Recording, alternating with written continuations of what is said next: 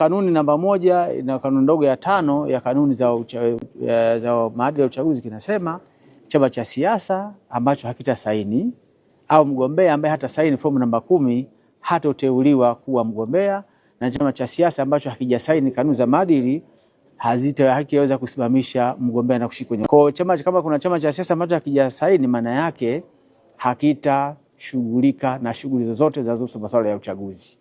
Na hata kwa uteuzi tutapeleka barua kwenye vyama vyote 18, hatutapeleka taarifa kwenye chama kimoja kwa sababu automatic kimejiondoa kwenye harakati za masuala ya uchaguzi mwaka 2025. Sasa mtu anaweza kadhania kwamba anaweza akasaini kesho. Hapana, signing ilikuwa ni leo. Saizi tunazipeleka kwa ajili ya mpiga chapa aweze kuzitoa kwenye zile serikali, ziweze kutumika rasmi. Kwa ambacho hakikuja leo hakiwezi kutoa fursa kesho. Ilikuwa ni signing leo na kila chama kimepata fursa, na kila chama tulikipigia simu. Na kila katibu mkuu wa chama alipokea simu yetu na kusema mimi nafikiria nitakuja au nitakuja, kwa umejitokeza. Kwa fursa kusikilizwa kuja chama vyote vilipata. Kwa hiyo chama ambacho hakisaini maadili ya uchaguzi hakitoshiriki uchaguzi mkuu wa rais wa bunge na madiwani unatarajiwa kufanyika mwaka huu, na hakitoshiriki chaguzi zingine zote ndogo zikazotokea katika uhai wa miaka hii mitano kuanzia 2025 mpaka 2030. Hapo kanuni za kutunga wengine, kwa sababu kinachoishi baada hapo ni sheria.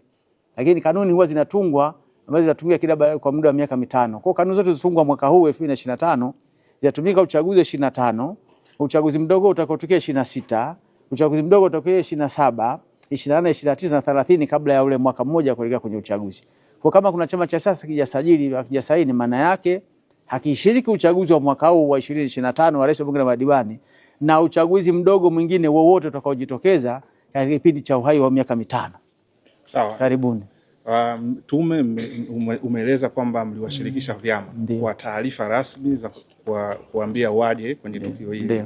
Lakini tumeona sasa katibu mkuu wa Chama cha Demokrasia na Maendeleo akitumia mitandao ya kijamii kama wa X akisema kwamba yeye hatoshiriki na hajatuma mwakilishi wote. Kama ambavyo wenyewe mlitumia njia za kiutaratibu, je, wao wametuma barua kuambia hawatofika?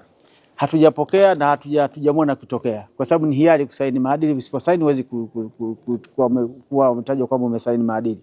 Kwa hiyo sisi tuliwatumia vyama vyote barua, na kando wasema tuliwapigia pia na simu za mkononi kuwakumbusha kwamba tupe nani anakuja kusaini. Sasa kama ametumia mfumo huo sawa, kama hajatumia mfumo huo sawa, lakini sisi tulikuwa tunataka hao amefika kwenye ukumbi huu na kusaini.